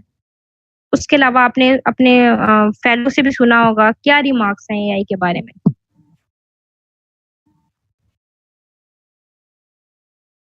कोई आइडिया दें या खामोशी है? मैम हमारे फाइनल ईयर प्रोजेक्ट में हमें ये बहुत ज़्यादा हेल्प आउट करेगा। नहीं, फॉर एग्ज़ाम्पल मैं आपको इस कोर्स के पॉइंट ऑफ व्यू से कह रही हूँ कि अगर इस कोर्स में देखें तो आपको मतलब क्या लगता है कि हम ये क्यों पढ़ रहे हैं? इससे फ़ायदा क्या होगा? आप लोग का भला क्या होगा? मेरा तो जो भला होना हो जाएगा, आपका क्या होगा? बेसिकली मैम हम आप कोई काइंडली सॉफ्टवेयर बना सकते एलैबोरेट। हैं। क्या करते हैं इसमें? बेसिकली मैम कोई भी हम सॉफ्टवेयर बना सकते हैं, डेवलपमेंट कर सकते हैं जिसमें मैम आर्टिफिशियल इंटेलिजेंस यूज होगी। जैसे हम कोई भी डाटा देते हैं तो कोई डाटा एंटर करते हैं तो बेसिकली हमें हर दफ़ा वो डाटा नहीं एंटर करना पड़ेगा, वो ऑटोमेटिकली डाटा वो गेट कर लेगा। उससे तो हमारा इससे फायदा हो सकता है कि कल को हमारा कोई भी सॉफ्टवेयर बना सकते हैं, कुछ भी कर सकते हैं। हाँ, ये भी चीज़ है बट आप इसमें और भी काफ़ी चीज़ें कर सकते हो। अगर इस कोर्स के पॉइंट ऑफ व्यू से देखें ना, तो आप अपने स्किल सेट को इतना एनहांस कर सकते हो। अगर आपने फर्दर एमएस करना है, कहीं से भी करना है, पाकिस्तान से करना है, चाइना या कहीं से भी करना है, तो आपके लिए आप में इसमें इतनी ज़्यादा ग्रिप होगी, तो ही आप लोग इसको फर्दर लेके चलोगे। मैं आपको एग्ज़ाम्पल देती हूँ, मैंने एक बच्चे को ना प्रोजेक्ट करवाया, ठीक है? वो प्रोजेक्ट था सारा इस पे नेचुरल लैंग्वेज प्रोसेसिंग पे, ठीक है? सारा प्रोजेक्ट वो था। अब वो बच्चे ने जब बच्चा प्रोजेक्ट करने आया ना, वो क्लेम ये कर रहा था उसकी डेवलपमेंट अच्छी है, क्योंकि आपको भी थोड़ा बहुत आइडिया होगा, हमने डाटा को कैसे डील करना है। कट पेस्ट तो हम कर नहीं सकते। अब डाटा आपने डील करना है तो ऑब्वियसली आप कोई कोड लिखोगे, स्क्रैप करने के लिए भी आप कोड लिखोगे। जब कोड लिखोगे तो आप उसमें प्री प्रोसेसिंग भी किसी कोड के थ्रू ही करोगे। मैनुअल तो कुछ भी नहीं होगा ना भाई, मैनुअल कैसे कर सकते हो आप लोग? मैनुअल के लिए तो वैसे टाइम की प्रोसेस भी है, आप इतना टाइम किस तरह से कंज्यूम कर सकते हो? तो उसने क्लेम ये किया, जी मैडम मुझे ना डेवलपमेंट बहुत अच्छी आती है, तो मैं प्रोजेक्ट करूँगा, ठीक है? और जो भी प्रोजेक्ट है मैं उसको उसी तरह लेके चलूँगा। अच्छा, मैं आपको ना ये काफ़ी सारे कोड खुल गए हैं, पहले मैं आपको कोड दिखा देती हूँ। मैम स्क्रीन आपकी सिर्फ वर्ड वाली शो हो रही है। पहले मैं आपको अब शो हो रही है? लोडिंग हो रहा है, अब शो हो रही है। हाँ, अब जैसे मैं बात कर रही थी कि आप लाइब्रेरीज़ को इम्पोर्ट करवा सकते हो, ठीक है? अब जैसे एनएलटीके उसकी लाइब्रेरी है, मैंने इसको इम्पोर्ट किया, इसमें सारे इसके पैकेज आ जाते हैं, टोकनाइज़ेशन आ जाती है। टोकनाइज़ेशन ना होता ये है, एक वर्ड को ना, जैसे अनम है, अनम एक अलहदा टोकन है, अली एक अलहदा टोकन है, ठीक है? जब हमने टेक्स्ट को डील करना होता है ना, तो हम टोकन के लिहाज से करते हैं। आप लोगों ने पीछे जितने भी सेमेस्टर में प्रोग्रामिंग पढ़ी है, हम 2D अरे भी यूज़ करते थे, ठीक है? उसमें आप डिफाइन कर देते थे कि कौन से सेंटेंस में से कौन सा वर्ड आपने फेच करना है, वो आप अरे के थ्रू कर रहे होते थे। यहाँ पे मैंने एक एग्जांपल ली है, इसमें क्या है, आप ये देखो, इसमें ईज़ी ये है, फॉर एग्जांपल आपको कुछ भी डिफाइन करने की ज़रूरत नहीं होती। मैंने एक लिस्ट बनाई है, ठीक है? इसमें पाइथन में आप लूप ऐसे लगाते हो, for sentence in NLTK corpus. Corpus का मतलब होता है डाटा सेट। जो डाटा सेट ये ऐसा डाटा सेट है, corpus dot brown dot tag sentence, जो कि मेरा नहीं है, मैंने बस उसको इंपोर्ट किया है, ठीक है? और ये डाटा सेट ऑलरेडी पड़े हुए हैं, काफी सारे डाटा सेट पड़े हैं। उसमें मैंने कैटेगरी डिफाइन कर दी और मैंने बता दिया ये सारी। मैं आपको इसकी जरा एग्जांपल को रन करके दिखाती हूँ कि किस तरह से काफी चीजें जो है हमारी आसान हो जाती हैं। ये इसलिए नहीं चल रहा क्योंकि मैंने इसको उठा के कहीं और रख दिया था। अच्छा, इसका ना सर, इसका काम पता है क्या है? इसका काम ये, आप जो भी इसको लाइन दोगे ना, जो भी लाइन, जैसे फॉर एग्जांपल मैंने एक नाउन दिया, Ali is going to school, ठीक है। अब ये क्या करेगा, हर एक वर्ड का उसका पार्ट ऑफ स्पीच असाइन कर देगा, ठीक है। अब जैसे फॉर एग्जांपल हम स्कूल को हमेशा समझते हैं स्कूल जाने वाला स्कूल, ठीक है, बट ऐसा नहीं है। स्कूल के और भी बहुत ज्यादा सेमेंटिक्स होते हैं, बहुत ज्यादा मीनिंग्स होते हैं। आपको पता है एक वर्ड के अगर हम सेमेंटिक्स देखें कॉन्टेक्स्ट के लिहाज से तो वो डिफरेंट होते हैं। तो बेसिकली ये एल्गोरिदम करेगा, ये उसको पार्ट ऑफ स्पीच असाइन करता है। यहाँ पे मैंने परसेप्टोन भी यूज किया। ये सारी जो चीजें मैंने इंपोर्ट की हैं, इसमें मैंने कुछ भी मतलब खुद नहीं यूज किया। ये भी लाइब्रेरी है NLTK .tag.perceptron ट्रैगर। अब ये जो सारी चीजें हैं ये ऑटोमेटिकली डिफाइंड है, ठीक है। आप इसको फेच करते हो, फेच करके यूज कर सकते हो। इसमें कुछ ऐसा नहीं है कि आप कहो कि फॉर एग्जांपल इस बैकएंड लाइब्रेरी पे हो क्या रहा है, ऐसा कुछ नहीं है। यहाँ पे मैंने एक यहाँ पे एक एल्गोरिदम लगाया जिसको कहते हैं CRF tagger, conditional random forest है, ठीक है। अब मैंने जब अपने डाटा सेट को ट्रेन कर रही हूँ, ये सेंटेंसेस जो ऊपर मैंने डिफाइन किए थे, ये देखें, ये टैग सेंटेंसेस हैं, इनको इसके थ्रू मैं उसको ट्रेन कर रही हूँ, ठीक हो गया। अब जब मैं ट्रेन कर रही हूँ, मैंने एक एक उसमें का जितने भी वर्ड्स हैं और जितने भी सेंटेंस हैं उसमें टैग है, उसके थ्रू ये ट्रेन हो। उसके बाद अब यहाँ से मैंने एक्यूरेसी कंप्यूट की है, ठीक है। अब ये आपकी एक्यूरेसी डाटा सेट की मुझे एक्यूरेसी बताएगा, जो कि मैंने ऊपर निकाली है। इंपोर्ट किया matrices Persian recall F Maihar, ठीक है, इनके बारे में थोड़ा थोड़ा आइडिया है। उसके बाद मैंने ये अपने डाटा सेट, जितना भी डाटा सेट है उसकी मैंने पर्सियन रिकॉल एफ मैयर निकाला है। ये आपके इवैल्यूएशन पैरामीटर्स होते हैं जिसको आप मशीन लर्निंग में भी इस्तेमाल करते हो और जिसको आप कहीं पे भी इस्तेमाल कर सकते हो अपने डाटा सेट की प्रेडिक्शन देने के लिए। अच्छा, सबसे पहले बात ये कि आप कोई भी कोड लिखोगे, इसमें ना एक पाथ का बहुत ज्यादा प्रॉब्लम होता है। पाथ का ये प्रॉब्लम होता है, सबसे पहले कंपैटिबिलिटी होनी चाहिए पाइथन के वर्जन की। आपने इसको जहाँ पे स्टोर किया है ये वहीं पर रन करता है। अगर पाथ का ऑब्वियसली उसकी कॉन्फ़िगरेशन को चेंज करना पड़ता है। उसके अलावा इसमें डाटा टाइप डिफाइन करने की जरूरत नहीं पड़ती, इसलिए आई ऑलवेज प्रेफर कि हम पाइथन ही यूज करें। लाइब्रेरीज हैं इसमें, इस वजह से लाइब्रेरीज की वजह से मैं कहती हूँ कि आप लोग पाइथन ही यूज करो, क्योंकि लाइब्रेरीज अभी मैंने आपको दिखाई है कि लाइब्रेरी में कुछ ऐसा नहीं है कि जिसमें आपको पता हो बैक एंड पे क्या हो रहा है। बस आप लाइब्रेरी इंपोर्ट करते हो और इंपोर्ट करने के बाद उसको कहीं पे भी यूज कर सकते हो। अब अगर आप उसको कहीं पे भी यूज करते हो तो बेसिकली अंदर क्या है, क्या उसने कौन से पैरामीटर्स लिए, कौन सी उसको आप मॉडिफाई कर सकते हो, कस्टम फंक्शन बना के उसको मॉडिफाई भी कर सकते हो। लेकिन डिपेंड करता है आपका डाटा टाइप किस नेचर का है। आप कोई भी चीज ऐसी नहीं लोगे जिसमें आप लोगों ने काम, फॉर एग्जांपल आप छोटा सा डाटा सेट उठा लो और उठा के कहो कि ये जो काम है ये ऑलरेडी हुआ था तो मैं इसमें थोड़ा चेंज करूंगा। ऐसा बिल्कुल भी नहीं है। ऐसा कोई प्रोजेक्ट एक्सेप्टेबल नहीं है जिसमें पहले से काम हुआ हो और आप उसको उठा के बस आपने रन, कॉपी पेस्ट और रन करना हो, ठीक है, उसके 0 नंबर है। अगर प्रोजेक्ट से रेलिवेंट कोई इशू है ना तो आप मुझे बता दें ताकि हम इसको आगे प्रोसीड करें।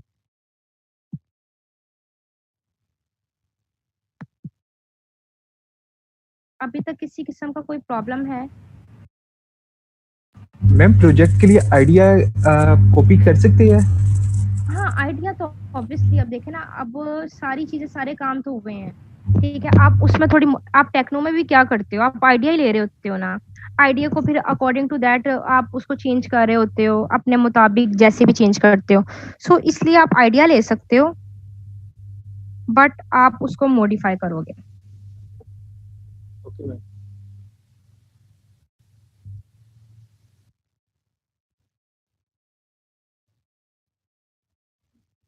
ठीक है। अच्छा, हम अब थोड़ा सा पढ़ लेते हैं, ठीक है। ये कोर्स हो गया आप लोग का, बट आज हमने वैसे सारा कोर्स पढ़ लिया है, लेकिन थोड़ा सा हम जरा फिजिकली उसको क्लास में भी जरा उसको देख लें कि उसके नोट्स हैं क्या, उसको स्टार्ट कैसे करना है। सबसे पहले थोड़ा सा जरा इसको इंट्रोडक्शन, बस 10 मिनट इसका आपको इंट्रोडक्शन बताऊंगी। ये नहीं कि आपको सारी स्लाइड्स पढ़ाने बैठ जाऊंगी। आपको पता है, अगर आपने कोई भी प्रॉब्लम हो तो, मतलब पर्सनल प्रॉब्लम नहीं, अगर कोर्स से रेलिवेंट कोई भी प्रॉब्लम हो, यू कैन ईमेल मी। और इसमें आपको जो बुक रिकमेंड की जाएगी, अगर आपने बुक पढ़नी है, इट्स अप टू यू। आप चैप्टर नंबर 1, 2 से ये सारी चीजें पढ़ सकते हो, ठीक है। प्राइमरी बुक जो है आपकी मॉडर्न अप्रोच है, अब तो इसकी एडिशन भी चेंज हो गया है, आप इसको डाउनलोड भी कर सकते हो। रेफरेंस बुक भी है आपके पास, a guide to intelligent system. और अच्छा, मैं आपको बात बताऊं, ये आर्टिफिशियल इंटेलिजेंस की इस तरह बुक है ना, इस तरह से पाइथन की एक सेपरेट बुक्स भी हैं जिसमें बस वो लाइब्रेरीज के बारे में बताता है कि कौन कौन सी लाइब्रेरी एग्जिस्ट करती हैं, कौन कौन सी लाइब्रेरी को आप किस टाइप की प्रॉब्लम के लिए यूज कर सकते हो। जैसे फॉर एग्जांपल आपने टेक्नो भी पढ़ा, तो आप हर टाइप की प्रॉब्लम में एक ही अप्रोच नहीं लगा सकते, ठीक है। अब इसी तरह जब आप लाइब्रेरीज हैं, जितनी भी लाइब्रेरीज हैं, जैसे मैंने आपको मेट्रिसेस की लाइब्रेरी दिखाई, एनएलटीके की दिखाई, सीआरएफ डॉट टैगर की दिखाई, ये सारी लाइब्रेरीज आप सेम टाइप की प्रॉब्लम पे नहीं लगा सकते। जैसे पार्ट ऑफ स्पीच टैगर की बात की जाए ना, तो उसमें भी आप एल्गोरिदम चूज करते हो जिसकी एक्यूरेसी अच्छी होती है। इंटेलिजेंस क्या होता है? जैसे कि आप लोग सारे इंटेलिजेंट हैं, आपको क्या लगता है इंटेलिजेंस क्या है वैसे? अच्छा, अगली क्लास में जब आप लोग आएंगे मंडे से, यानी कि इस वीक नहीं, नेक्स्ट वीक, आप लोग के लिए एक सरप्राइज होगा, तो आप लोग बड़ा हैरान होंगे। और ऑब्वियसली काफी स्टूडेंट जो है वो कम्युनिकेट भी करेंगे, लेकिन वो एक फिर बाद में मैं उसमें बताऊंगी कि सरप्राइज होगा क्या, ट्यूसडे को बताऊंगी, ठीक है। इंटेलिजेंस ये होता है कि अगर हम देखें कि फॉर एग्जाम्पल कोई भी चीज है, हम उसको क्विकली सॉल्व करते हैं, हमारे पास कोई भी प्रॉब्लम आती है, उसकी टेक्निकल रीजनिंग बनाते हैं, टेक्निकल रीजनिंग बनाकर हम उसको सॉल्व करते हैं, वो हमारी इंटेलिजेंस होती है, ठीक है। अब जैसे आपको पजल की प्रॉब्लम दी जाती है, एक दफा आपको पहले उसकी सारी आउटपुट दिखाई जाती है कि ये आउटपुट होगी, तब पजल की प्रॉब्लम को भी आप कैसे सॉल्व करते हो, जब आपको जो अपनी आउटपुट को माइंड में रखते हो और उसको उसमें अपनी इंटेलिजेंस को यूज करते हो, और यूज करने के बाद उस प्रॉब्लम को सॉल्व करते हो। ये तो होगी सिंपल सी बात कि अपनी इंटेलिजेंस इस्तेमाल करना और करना। बट जो कॉम्प्लेक्स प्रॉब्लम्स होती है ना, उसको उसकी जो टेक्निकल रीजनिंग बनाई जाती है, ठीक है, टेक्निकल रीजनिंग की बेस पर जब अपने कॉम्प्लेक्स प्रॉब्लम्स को सॉल्व करते हो, बेसिकली एक्चुअल में आपकी इंटेलिजेंस वो होती है। इसकी फॉर्मल डेफिनेशन देखते हैं कि इंटेलिजेंस होती क्या है। Ability to learning, understand and thinking, ठीक है, जिसमें आप लर्निंग करते हो, समझते हो और सोचते हो, ठीक है। मैंने आपको एक पजल की एग्जांपल ही दी कि पजल में भी अगर आपने आउटपुट देख ली, आप उसमें आपने देखा, उसको अंडरस्टैंड किया, उसका पैटर्न, किस पैटर्न से ये सॉल्व हुआ है, उसके बाद आपने उस पैटर्न को अपने माइंड में रखा, और जब आपको उस टाइप की प्रॉब्लम दी गई तो आपने उस सेम अंडरस्टैंडिंग और लर्निंग को यूज करते हुए आपने थिंक किया, और थिंक करके उस प्रॉब्लम को सॉल्व कर लिया। It's called the intelligence according to Oxford dictionary, ठीक है। हम सॉल्व करने में भी हमने जी, जो हमने सॉल्व करना है, जो सॉर्ट आउट करना है, वो भी तो हम इसके अंदर ही आएगा ना हमारा। हाँ सिर्फ थिंक तो बिल्कुल। नहीं करना हमें, इसमें सिर्फ नहीं, थिंक तक अभी आया तो हुआ ना। देखिए, हाँ वो बात तो ठीक है, मैं आपको बताती हूँ। देखिए, अभी हम सादी इंटेलिजेंस की बात कर रहे हैं कि फॉर एग्जांपल मैंने एक ह्यूमन की इंटेलिजेंस को असेस करना है। फॉर एग्जांपल मैंने किसी स्टूडेंट की इंटेलिजेंस देखनी है कि ये कितना इंटेलिजेंट है। अब उसकी इंटेलिजेंस क्या, मैंने पहले उसको एक टॉपिक पढ़ाया, पढ़ाने के बाद उसने अपने माइंड में रखा, उसे समझा, ठीक है, उसने उसको पहले सीखा, उसको समझा, समझने के बाद उसने उसको माइंड में रखा। अब जब मैं उस तरह का कोई सवाल पूछूंगी, अभी अभी बस हम इंटेलिजेंस देखें तो यहाँ तक बात खत्म।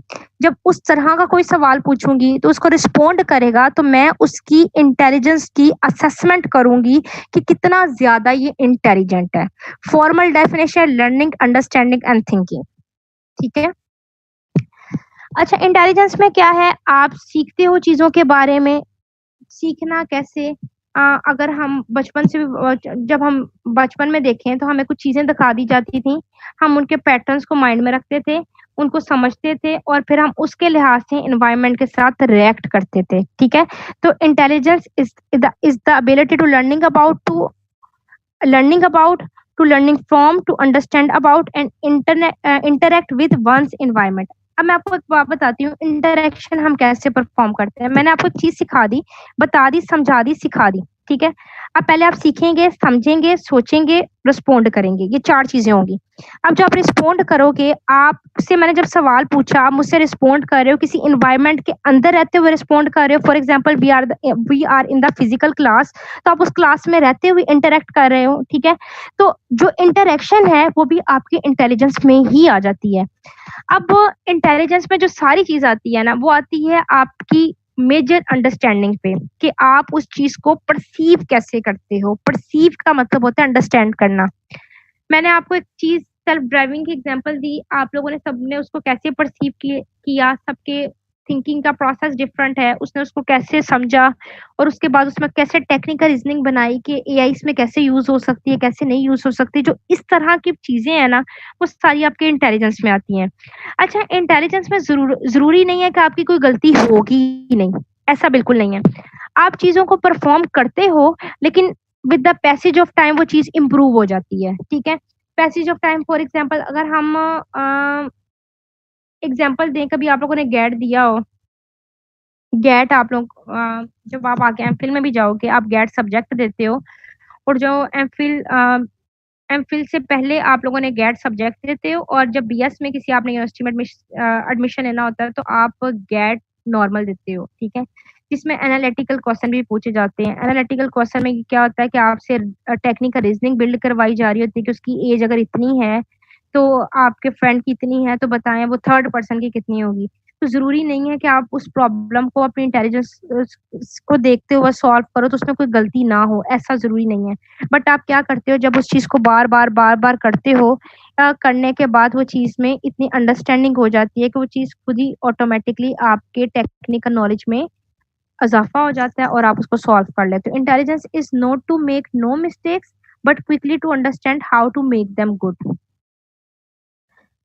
अच्छा, इंटेलिजेंस में मैंने आपको पहले ही कहा कि अगर हम फॉर एग्जांपल पहली दफ़ा अगर मैथ के क्वेश्चन सॉल्व कर रहे हैं तो हमारे वो इतनी क्विकली हम टेक्निकल रीजनिंग बना के उसको सॉल्व नहीं कर सकते। हम क्या करेंगे, पहले एक बार क्वेश्चन, पहले हमने उसको समझा, सीखा, समझा, ठीक है। उसके बाद हमने उसको उसकी रीजनिंग क्रिएट की। करने के बाद जब मैंने ये 3 चीज़ें एक दफ़ा की, फिर दूसरी बार की, तीसरी बार की, करने के बाद मेरे पास एक्सपीरियंस गेन हो गया। उस एक्सपीरियंस से जब आप लर्निंग करोगे उसको भी आप इंटेलिजेंस कहते हो। अब मैं इसकी एक्सपीरियंस से एग्जांपल देती हूँ कि इसमें ये मशीन की सूरत में ये एक्सपीरियंस कहाँ से आता है। फॉर एग्जांपल एक सिस्टम है, ठीक है, उस सिस्टम को आपने डिप्लॉय किया है जेंडर आइडेंटिफिकेशन के लिए, ठीक है। इससे जेंडर को आइडेंटिफाई करना है। ऑब्वियसली जब आपने उसको ट्रेन किया था, ट्रेन करने के बाद टेस्ट डाटा दिया था, तो काफी ज्यादा ऐसे एरर्स थे, बग्स थे, जिनको वक्त के साथ साथ, एक्सपीरियंस के साथ साथ उस एल्गोरिदम ने बेस्ड ऑन सेल्फ लर्निंग की सूरत में अपने आप को इम्प्रूव कर लिया था।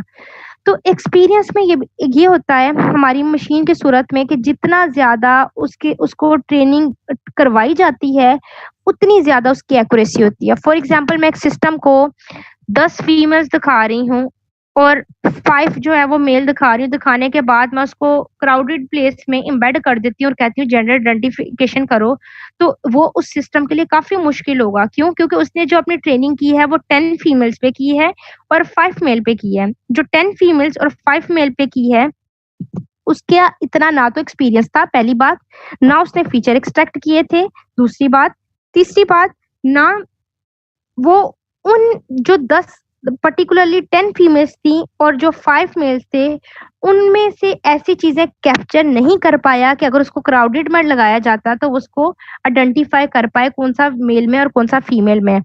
तो इससे कंक्लूड ये हुआ कि जितनी ज्यादा आप अपनी मशीन की लर्निंग करवाते हो, ठीक है, ट्रेनिंग करवाते हो, उतना ज्यादा आप लोगों की जो एक्यूरेसी है न्यू डाटा पे वो अच्छी आती है।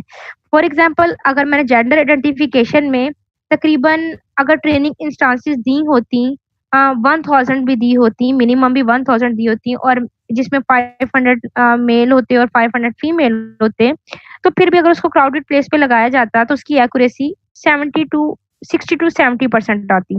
ठीक है, क्यों? क्योंकि आपने 1000 पे अनलिमिटेड, उसके बाद अनलिमिटेड ट्रेनिंग करवा रहे हो तो उसकी स्टार्ट में 60 to 70% आएगी।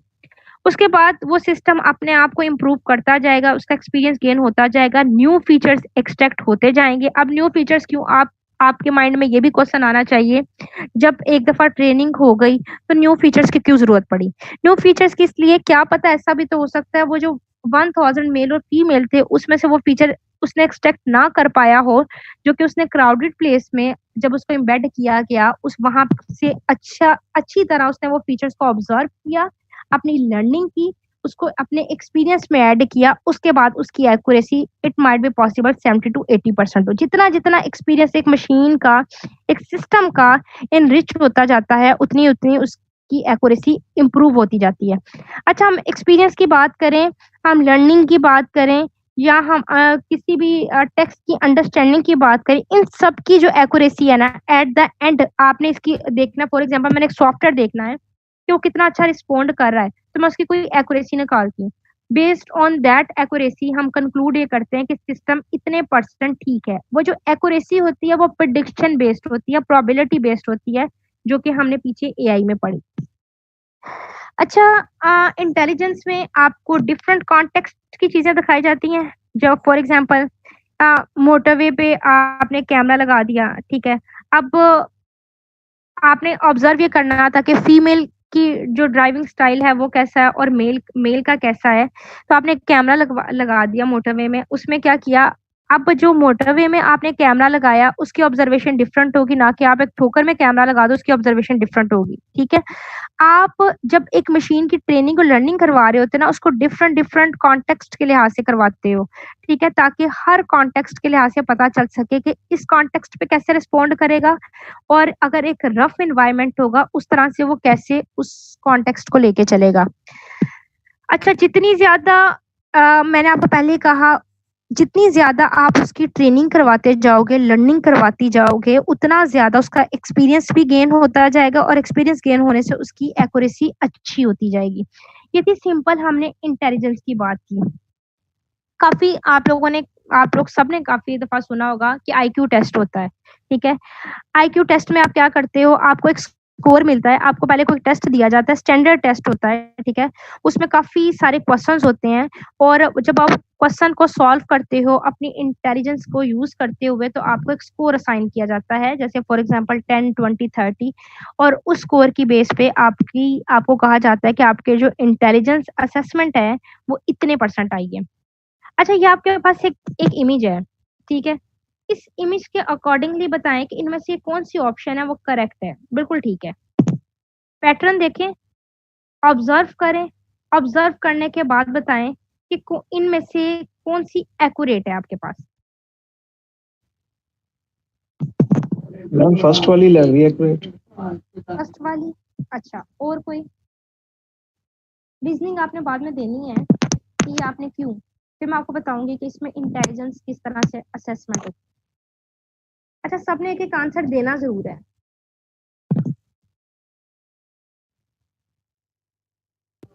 मैम दो रीजन। हाँ, रीजन दे। नहीं, एक मिनट जोहेब, आप एक मिनट ठहरे, बाकी स्टूडेंट बताएं। लास्ट वन, अच्छा, कितने लोग कहते हैं फर्स्ट वन? कितने लोग कहते हैं? वन बाय वन करके सबके पूछूंगी, मेजोरिटी होगी फिर उसकी एक रीजनिंग जनरेट करेंगे। कितने लोग कहते हैं फर्स्ट जो है आपके पास ब्लॉक है वो बिल्कुल ठीक है, अकॉर्डिंग टू अबव पैटर्न है? First one ma'am first one ही होगा। आप ही कह रहे हैं। अच्छा, मैं भी हूँ। 3 स्टूडेंट हो गए। Yes ma'am. ठीक है, fourth, first, third and fourth. हाँ, फर्स्ट थर्ड एक बताना है। फर्स्ट ले लेना मैम, ठीक है, तीनों लॉजिक। नहीं, तीनों नहीं हो सकते ना। फॉर एग्जांपल आपने एक पैटर्न लेना है एक डाटा में से, आप तीनों कैसे कह सकते हैं? First ma'am. फर्स्ट, और कोई? थर्ड। अच्छा, जो फर्स्ट है आपने फर्स्ट किसकी बेस पे कहा? मैम पैटर्न की बेस पे। पैटर्न की बेस पे मैम। अच्छा, पैटर्न की बेस पे, इस पे फर्स्ट पे आपने पैटर्न कैसे कैप्चर किया? मैम इसके लेफ्ट साइड के ऊपर भी देखने ट्रायंगल बना हुआ है, हमारा फ्रंट के ऊपर भी आ रहा है। सर्कल बना हुआ है ma'am, circle at the top आ रहा है और एट द बॉटम नीचे भी सर्कल है, और सारी साइड्स पे जो है वो ट्रायंगल होगा, तो उसकी बेस पे फर्स्ट पैटर्न बन रहा है। एग्जैक्टली। फर्स्ट ऑप्शन बिल्कुल ठीक है। उसकी वजह ये है, आपको एक रैंडम पैटर्न दिया गया, ठीक है, इसको आईक्यू टेस्ट भी कहते हैं। ये पैटर्न दिया गया, आपने क्या किया, इसमें से कुछ पैटर्न को कैप्चर कर लिया, ठीक है, और कैप्चर करने के बाद आपने इन चारों में ऑब्जर्वेशन की कि जो ये पैटर्न है किसमें सबसे ज्यादा आ रही है। देखिए आ तो सब में रही है, ठीक है, सब में अगर आप देखो ना ऑलमोस्ट सब ही ठीक है, बट किसकी प्रोबेबिलिटी ज्यादा है, फर्स्ट वन की प्रोबेबिलिटी ज्यादा है। क्यों? क्योंकि इसका पैटर्न अगर देखा जाए तो इससे उसकी रिजेम्बलेंस काफी ज्यादा है एज कम्पेयर टू अदर्स। तो इस तरह जब कोई भी चीज को असेस करते हैं ना, तो हम उसका पैटर्न माइंड में रख लेते हैं, और पैटर्न रखने के बाद उस चीज को जब सॉल्व करते हैं तो हमारे पास एक पर्टिकुलर आंसर आ जाता है कि हम समराइज करते जाते हैं। जैसे अगर आप टेक्निकल रीजनिंग की भी बात करो, हम मैथमेटिक में फॉर्मूले वगैरह पढ़ते थे, ठीक है, जब हम फॉर्मूले एक दफा देखते थे, माइंड में रखते थे, बाद में जब हम उसको सॉल्व करते थे डिफरेंट कॉन्टेक्स्ट में, डिफरेंट प्रॉब्लम्स में, तो हम सेम फॉर्मूला डिप्लॉय करते थे। बट अगर हम टेक्निकल रीजनिंग की बात करें तो आपकी यहाँ पे जितनी भी लॉजिक बिल्डिंग होगी अकॉर्डिंग टू प्रॉब्लम जो है वो डिफरेंट होती जाएगी। अच्छा, इसको हम आगे अगली क्लास में पढ़ेंगे, बस इतना काफी है। और कोई आपके कोर्स से रिगार्डिंग कोई भी अगर है रिमार्क्स हैं तो आप बताएं, ताकि हम जी जी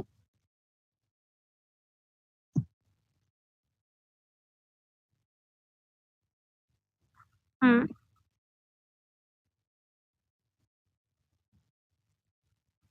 हम्म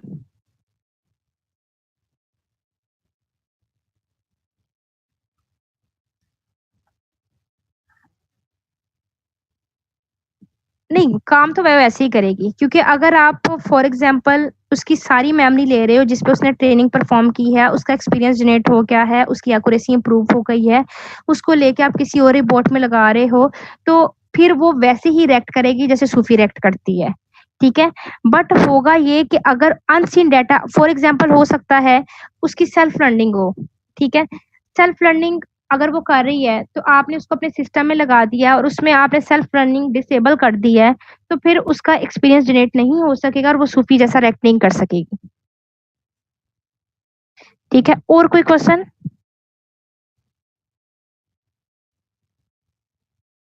इवन आप ये नो बात मैम। कर रहे हैं, मैं आपको जिन्होंने पहले क्वेश्चन किया है, मैं आपको एक पॉइंट बता दूं कि हम ह्यूमन तक की चीजों को कॉपी कर सकते हैं, हमारे कॉन्शियसनेस, ठीक है, हम कैसे रिएक्ट करते हैं, ये सारी चीजें जो है हम बेसिकली अपने सिस्टम में डिप्लॉय करेंगे। जैसे मैंने न्यूरॉन्स का बताया, अगर एक ह्यूमन की थिंकिंग को आप कॉपी कर सकते हो तो इट्स नॉट डिफिकल्ट कि आप किसी रिबोट की चीज को भी कॉपी कर सको, ठीक है। और जब हमने कॉपी भी करना है उसका भी पैटर्न डिफरेंट होगा। पैटर्न ऐसे, जैसे फॉर एग्जांपल मैं चाहती हूँ कि बिल्कुल एक टीचर हो, बिल्कुल मेरी तरह थिंक करके उसका टीचिंग स्टाइल भी ये ऐसे हो या ये करे। अब हम उस पे क्या करेंगे, हम उस पे उसी तरह न्यूरॉन्स की वैल्यू को ट्रेन करते जाएंगे। जिस तरह हमारा थिंकिंग का प्रोसेस है उसकी ऑब्जर्वेशन करेंगे, ऑब्जर्वेशन करने के बाद हम उसी तरह न्यूरॉन्स को ट्रेन करेंगे, और करने के बाद उसकी फर्दर लर्निंग करते जाएंगे। देखिए फॉर एग्जांपल अब मेरे पास यूनिवर्सिटी का 4 ईयर का एक्सपीरियंस है फॉर एग्जांपल। अब जब हमने कोई रिपोर्ट बनाना है, अंडरस्टूड है, वो डायरेक्टली 4 ईयर्स का तो एक्सपीरियंस उसमें इम्बेड नहीं हो सकता। हम जब जैसे जैसे उसकी लर्निंग होती जाएगी, एक्सपीरियंस गेन होता जाएगा, तो वो ऑटोमेटिकली ह्यूमन से भी ज्यादा अच्छे तरीके से परफॉर्म कर सकेगा। अगेन वो एक प्रोबेबिलिटी होती है, कंफर्मेशन नहीं होती, ठीक है।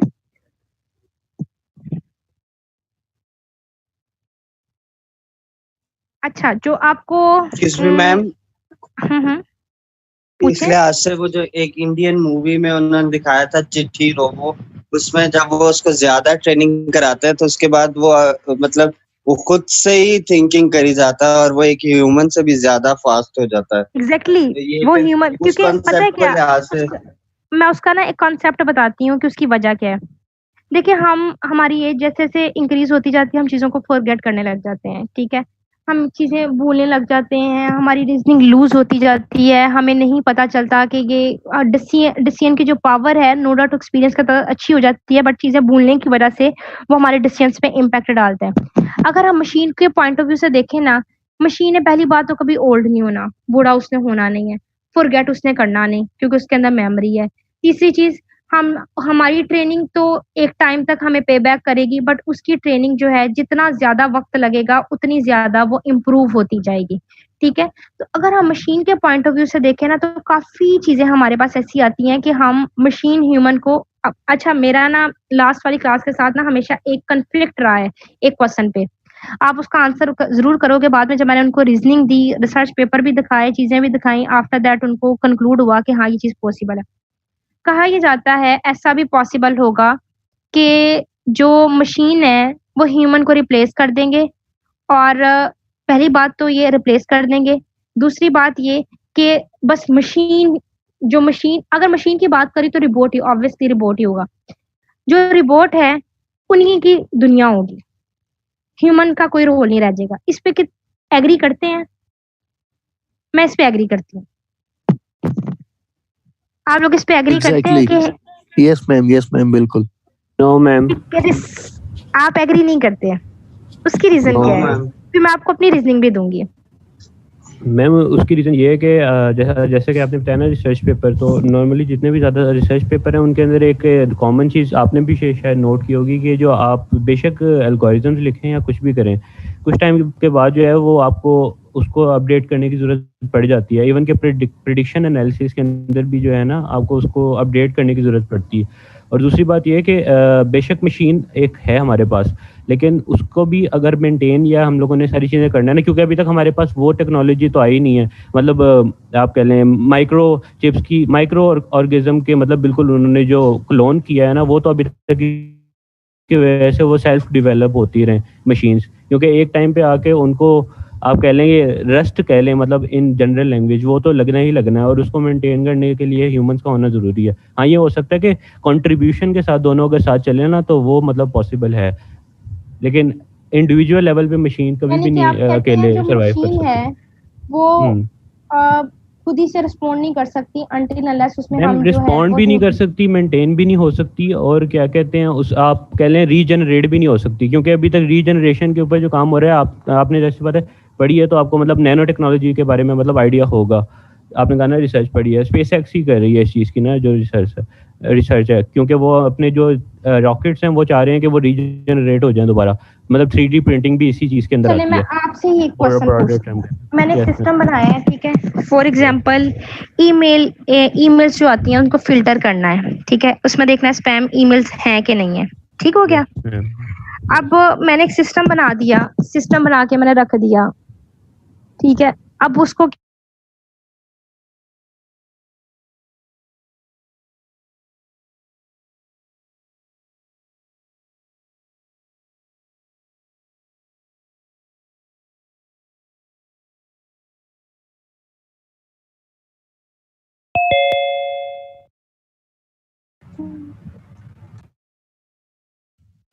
अच्छा, हम ये बात कर रहे थे, फॉर एग्जांपल मैंने ईमेल का एक सिस्टम बनाया जिसने फिल्टर करना है ईमेल्स को, स्पैम ईमेल्स को खुद ही से उसने ब्लॉक कर देना है, ठीक है, और नॉन स्पैम ईमेल्स को उसने मुझे हाईलाइट कर देना है, इट्स अ ईमेल। तो एक सिंपल सिस्टम मैंने आपसे ले लिया, आपसे कोई मैंने कॉम्प्लेक्स भी नहीं पूछा, तो इसमें भी मेरी कंट्रीब्यूशन चाहिए होगी।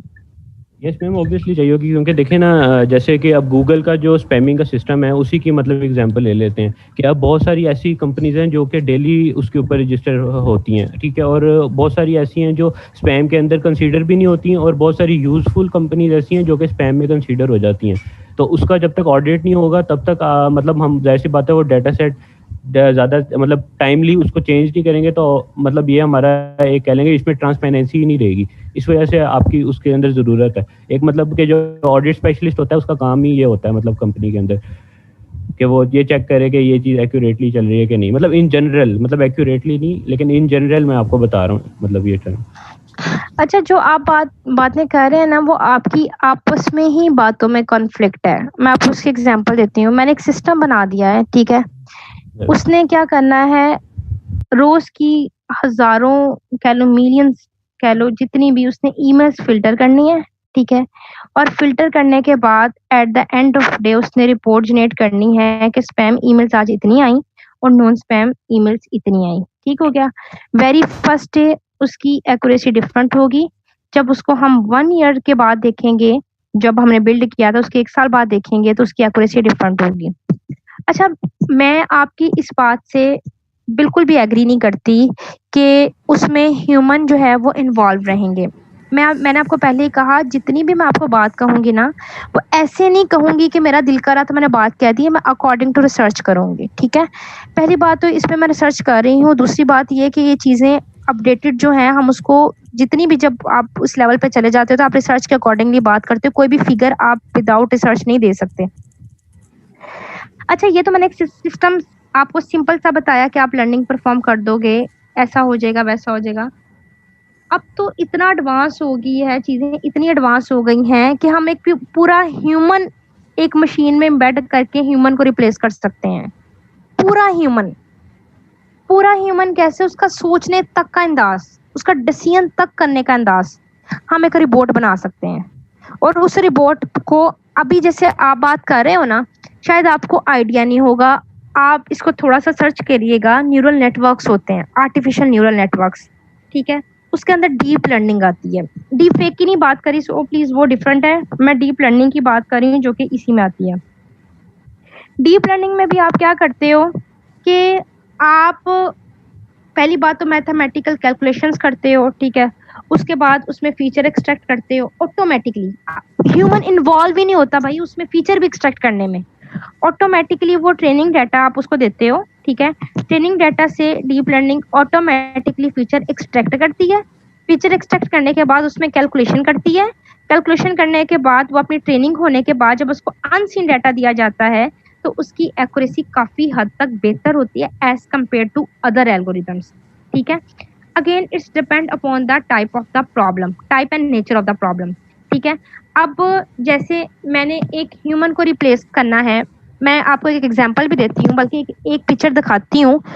उसमें कहते हैं ये भी पॉसिबल होगा कि ह्यूमन की जगह मशीन को ट्रेन किया जाएगा, ठीक है? और जब मशीन ट्रेन हो जाएगी तो वो मशीन आगे स्टूडेंट को पढ़ाएगी, टीचर रिप्लेस हो जाएगा। और काफी जगह ये भी कहा जाता है, अब मैं आपको एग्जांपल देती हूँ, काफी जगह ये भी कहा जाता है कि ह्यूमंस को रिप्लेस करके मशीन बना दिए जाएंगे, वहां मशीन रख दी जाएगी और मशीन की